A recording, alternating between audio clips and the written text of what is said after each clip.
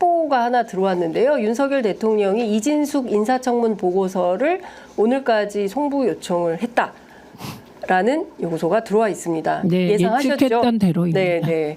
그러면 수순이 어떻게 되는 겁니까? 일단 오늘 시간을 얼마나 줬나요? 오늘까지 자정. 송부 기한은 오늘 자정. 예, 그러면 30일 지정. 내일 임명하겠다는 겁니다. 내일 임명을 하게 네, 되면 당초에 2명을 한꺼번에 임명한다는 언론 보도가 있었습니다. 네. 국민권익위원회하고 왜 이렇게 가까워요? 방통위가.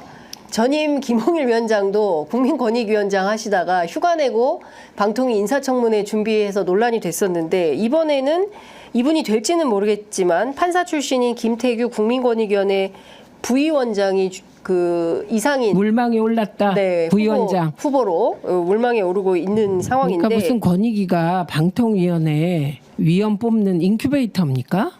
언론이 왜 이렇게 비판을 안 하는지 제가 알 길이 없습니다. 네.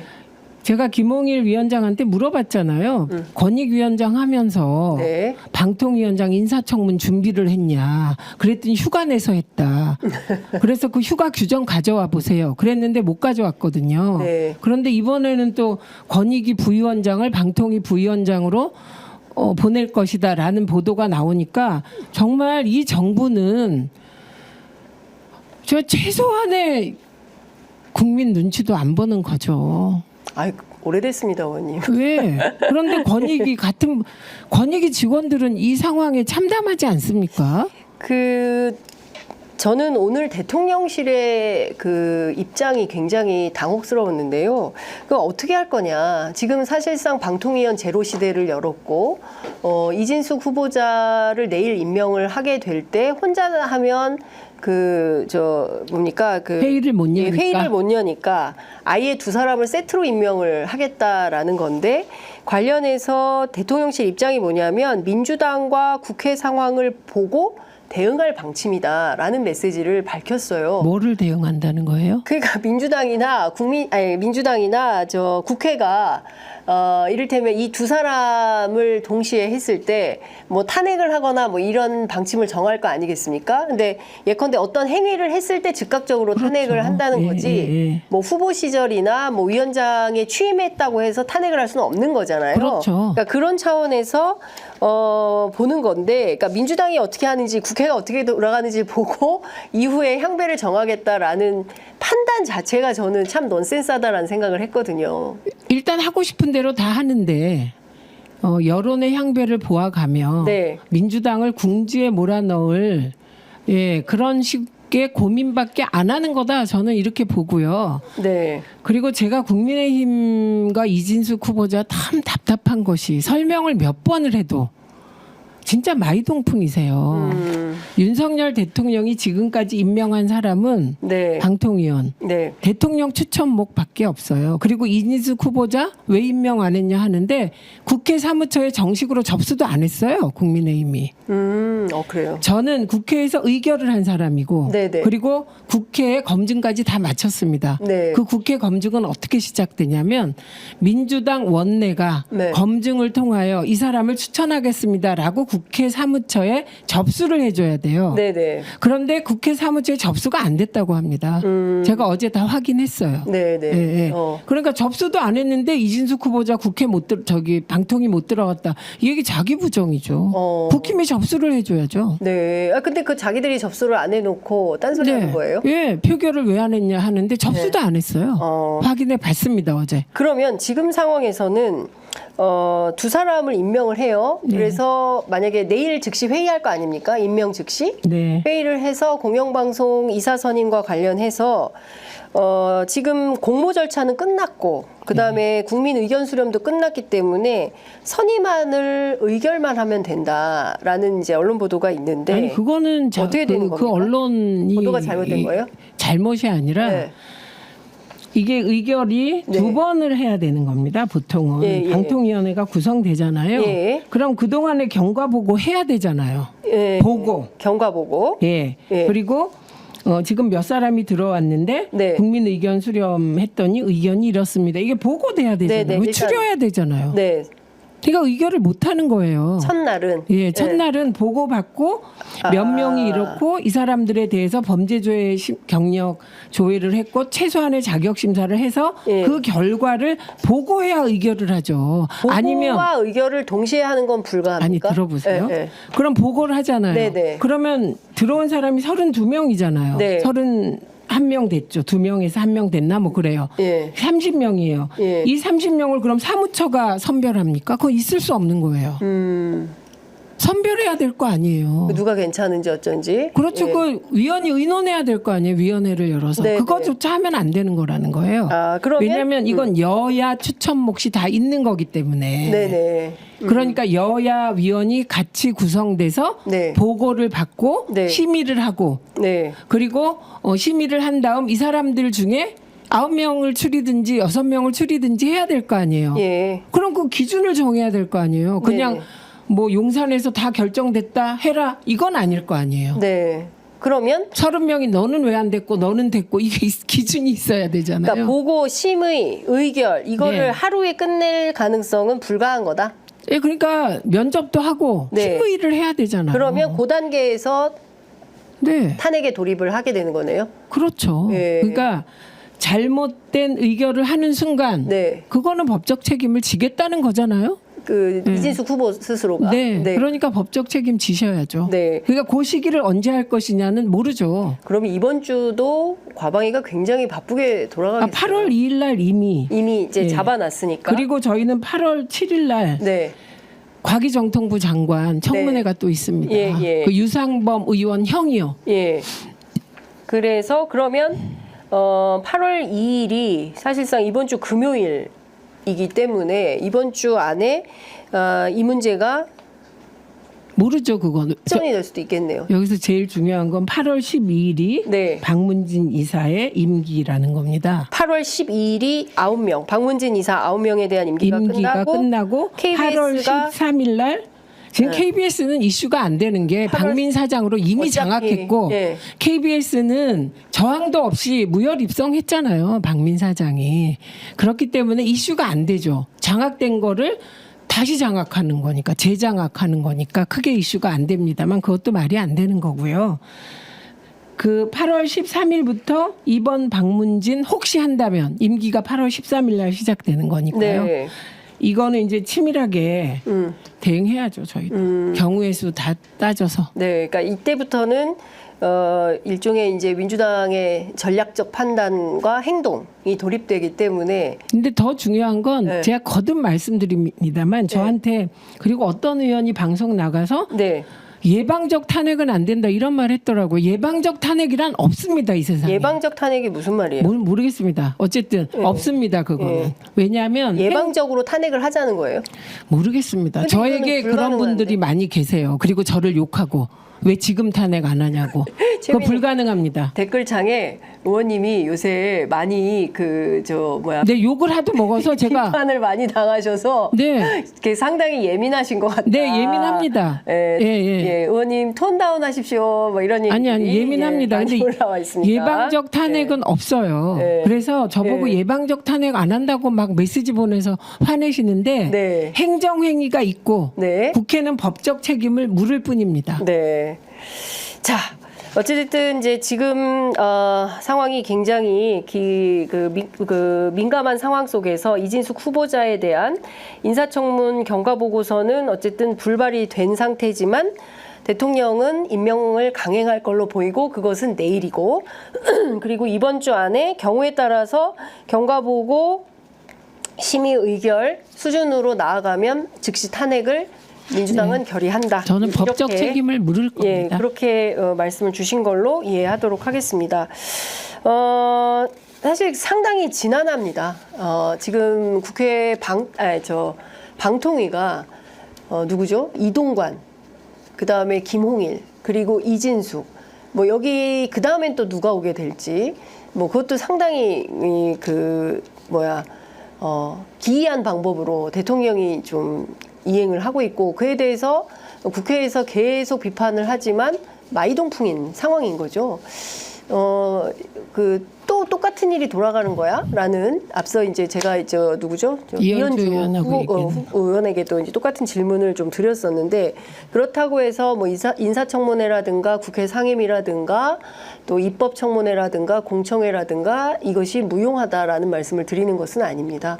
근데 사실 국회에서도 고민이 많으실 것 같아요. 그러니까 특히 대통령이 변화할 생각이 1도 없고 또 여당인 한동훈 대표도 사실상 큰 틀에서 보면 야당과 협치해서 이 전국을 풀어내겠다라는 생각도 별로 없어 보이는 게 사실입니다.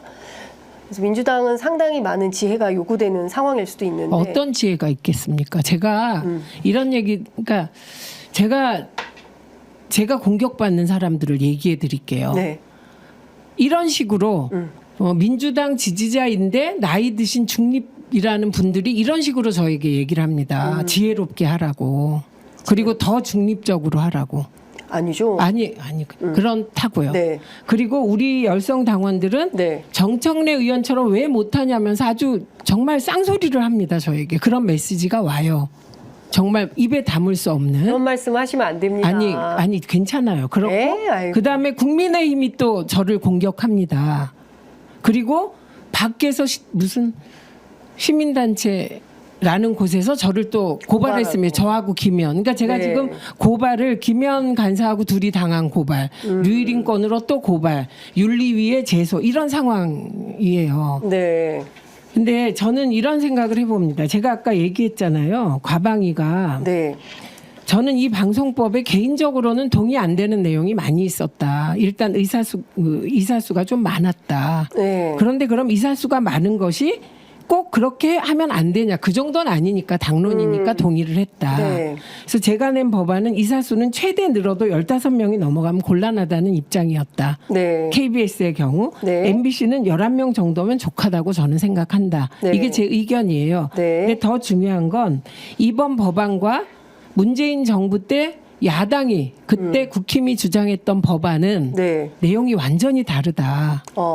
그러니까 그동안에 얘기되어 왔던 건 민주당과 국힘이 이사를 추천해요. 사실상. 네. 그런데 절대 의결 정족수 4장 뽑는데 그걸 하자는 거였어요. 예를 들면 KBS가 11명인데 네. 여야가 7대 4입니다. 네. 그런데 4장 뽑을 때는 과반이 아니라 8대 3으로 하자. 요게 절대 의결 정족수예요. 이건 뭐냐면 요 8명이면 적어도 야당에서도 1명 정도는 그 사람은 괜찮아 하는 중립성을 가진 사람을 하자. 이런 취지거든요. 요게 네. 절대 의결 정족수 4장 뽑기예요. 요게 쭉 얘기되다가 이번에 민주당이 통과시킨 법은 정당의 후견주의를 없앤다는 건데 정확히 얘기하면 대통령이 네. 공영방송 4장 뽑는데 직접적으로 관여 못하게 하겠다는 거예요. 그렇죠. 차원이 다른 법이에요. 네, 네. 시민사회와 학계 주도로 가자 이런 거거든요. 네. 그런데 이상하게 이번에 논의 과정에서 국민의힘의 신동욱 의원, 네. 국민의힘의 신성범 의원, 네. 공교롭게 양신씨네요. 네. 이분들이 한 절대 분은 T조, 한 분은 KBS 출신이네. 네, 절대 의결 정족수 정도는 논의할 수 있지 않겠냐. 이런 말을 공개적으로 했어요. 네. 그래서 제가 언론노조 위원장 윤창현 위원장이 청문회에 왔을 때 물어봤어요. 윤창현 위원장한테 네. 이렇게 주장한다. 이런 주장이 있는데 만약에 네. 이 정치적 후견주의를 완전히 없애는 거 아니고 네. 절대 의결 정족수로 4장 뽑기 정도도 언론 노조가 논의할 수 있겠냐고 물어봤어요. 네. 그랬더니 윤창현 위원장이 네. 논의할 수 있겠다. 개인적인 견해를 전제로 이렇게 얘기를 했어요. 그래서 저는 네. 저 개인적으로는 네. 이거라도 해야 되는 게 아니냐 이렇게 생각합니다. 근데 이 전제는 뭐냐? 네. MBC 장악 다 끝내놓고 하자는 의미죠. 그러네요. 그러니까 이거는 받을 수가 없는 거네요. 그죠? 아니, 그러니까 민주당은 받을 수 없다고 나오겠죠. 네. 그럼 도돌이표죠, 계속. 네. 근데 그래서 민주당은 이 안을 받을 수는 없는 거죠. 지금 상황에서는. 그러니까요. 네. 그러니까 나올 수 있는 가능성을 하나하나 다 해보면 당장에 받지 못할 법안 아니냐 이렇게 말씀하시잖아요. 맞아요. 예. 그러면 그러니까 타협이란 100% 민주당이 만족할 수 없는 법이잖아요. 지금 시민사회와 민주당이 어느 정도 화해한 법은 타협한 법은 아무리 올려도 대통령이 거부권을 행사해 버리잖아요. 그럼 이 사이에서 민주당은 어떻게 해야 되는 겁니까? 예, 그래서 이게 이런 여러 가지 생각을 해보지만 결코 쉬운 일은 아니다. 그래서 이거는 딴 거 없어요. 왜 문재인 정부 때 너네 못했는데 거기로 돌아가서 다시 고민하게 되는 거죠. 그러니까 논의를 할 수 있겠다라는 언론노조 위원장의 답변도 예. 개인 의견임을 전제로 한 거예요. 네. 예컨대 이제 절대 의결 정족수를 이거는 확대하는 데 뜻이 있는 건가요? 국민의힘 의원들이? 확대하다니. 그러니까 지금 있는 앞서 말씀하신 15명, 11명, 그러니까 의사수를 늘려서 의사수를 이를테면- 늘리자는 제안은 없죠. 왜냐하면 현재 KBS가 11명인데 네. 여당이 7, 야당이 4 구조입니다. 네네. 관행상. 예. 그런데 사장은 되게 과반으로 뽑아요. 네. 그럼 6대 5로 뽑을 수 있는 거예요. 그런데 이걸 8대 3으로 뽑자 이런 얘기예요. 네네. 11명에서 8명이 찬성하는 거. 그러니까 그런 야당 방식으로? 추천위원이 예, 예. 한 명 더 늘어나는 거죠. 아니요. 늘어나는 거. 한 네. 명이 네. 찬성하는 정도의 중립적 사장. 아, 되게 복잡. 이게 뭐가 복잡해요? 11명인데 예. 구성이 여야 7대 4예요. 예, 예. 그러면 여당이 7명이 예. 동의하는 사장이 되겠죠. 그렇겠죠. 그게 아니라 예. 야당 4명 중에 1명이 넘어와서 예. 이 정도 사장이면 괜찮아라고 괜찮다라고 합의해 줄 수 있는. 합의해 줄 수 있는 정도의 네. 중립을 뽑아라. 그래서 8대 3으로 해라. 이게 절대 의결 정적수예요. 알겠습니다. 그런 사람을 골라내는 것도 쉽지는 않겠다. 박권상 사장 같은 분이 있는 거죠. 아, 그 박권상 사장 정도면 저는 훌륭한 분이라고 생각합니다. 기계적 중립이라도 정확히 지킬 분. 예. 알겠습니다. 지금 방송사법과 관련해서 한동훈 대표가 독이 든 사과다라고 하면서 국민을 위하여 거부할 수밖에 없다 이런 주장을 야, 했습니다. 이건 윤석열 대통령을 위하여 국민을 윤석열 대통령이라고 바꿔야죠. 네. 윤석열 대통령의 방송 장악을 위하여. 예. 예. 그래서 독이 든 사과는 방송 장악을 중단시키기 때문에 안 된다 이런 뜻입니다. 예. 자, 의원님, 그러면 지금 15번째 대통령이 거부권 행사했고요. 이게 무슨 중립을 자처하는 사람들의 태도가 아니라 그 대통령의 거부권은 상수가 됐고 그리고 이제 계속 이게 되돌이표가 될 수밖에 없는 상황이 되는 거잖아요. 이렇게 계속 싸울 수밖에 없는 거죠. 다른 변수는 없죠. 아니 예를 들면 네. 지금 똑같습니다. 아까 제가 과방위에서 방송법에 대하여 그럼 절대 의결 정적수 논의하고 갈 네. 거냐? 네. 그거밖에 없는 거예요. 다른 대안은 없다. 타협의 길. 타협의 길. 그러니까 국회는 네. 대통령의 스타일이 바뀌지 않는다. 그럼 그 대통령의 스타일 바뀌지 않는 대통령을 위해서 싸워야죠. 언론은. 이게 옳은 겁니까? 이진숙 후보자 같은 사람 내려보내서 딱 MBC 장악하는 용으로만 쓰겠다는 거잖아요. 그렇죠. 예, 네. 그게 옳은 거냐고요. 네. 아니 틀리죠. 예, 틀린 거예요. 네. 그러면 그 틀린 걸 막기 위해서 인사청문회를 어떻게든 해서 이 사람이 잘 안 되는 사람이라는 걸 알렸죠. 알리는 게 잘못된 겁니까? 아니죠. 아니잖아요. 그러니까 그걸 한다고요. 그런데 지금 얘기는 그렇게 해봐도 소용없잖아. 이 얘기를 하는 거예요. 사실은. 그 소용없으면 어떻게 하게요? 국회 대통령제 국가에서 그 대통령 중심으로 행정을 하고 국회는 견제하는 거잖아요. 네. 그래서 제가 늘 행정이 먼저고 견제가 쫓아가는 거라. 이거는 대통령제 중심제 국가의 한계다. 네. 그럼 여기서 민주당은 어떻게 해야 되냐? 네. 그러면 여기서 여러 주장이 나오겠죠. 그냥 국회를 보이콧하자. 엥? 답입니까 그게? 답 아니죠. 아니죠. 타협하자. 답입니까? 타협을 해요? 아니잖아요. 네. 타협이 그거라니까요. 제3자 특검, 최혜병 특검 만들어서 네. 대법원장이 임명하게 하자. 이게 타협 아니에요. 근데 이제 저는 그러니까 그 부분도 이런 거였잖아요. 대법원장이 추천하는 특검은 성공한 예가 없기 때문에 민주당은 받을 수가 없고 이것은 그렇죠. 대체로 최혜병 특검법을 지지하는 많은 분들의 이제 동일한 법리학권의 네. 대체적인 인식이라고 보는 거죠. 그리고 이제 그 한동훈 대표가 이런 제안을 낸 것은 뭐 앞서 이제 저 개혁신당 사무총장인 김철근 사무총장의 지적대로 법 기술자이기 때문에 대통령이 빠져나갈 구멍을 알고 있어서 제3자라는 이름으로 대법원장 특검을 주장하는 것이다. 대법원장 특검은 조희대 대법원장이 윤석열 대통령하고 임명 네.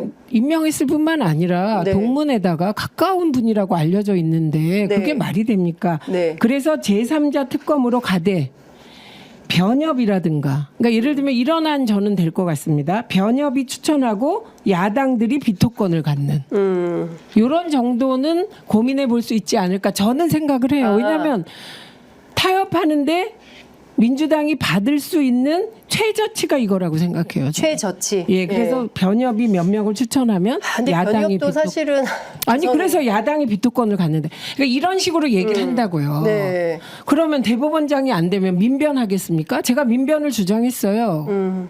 그랬더니 민주당 내부 의원들도 다 반대하던데요. 그래요. 왜냐하면 대표성이 없다.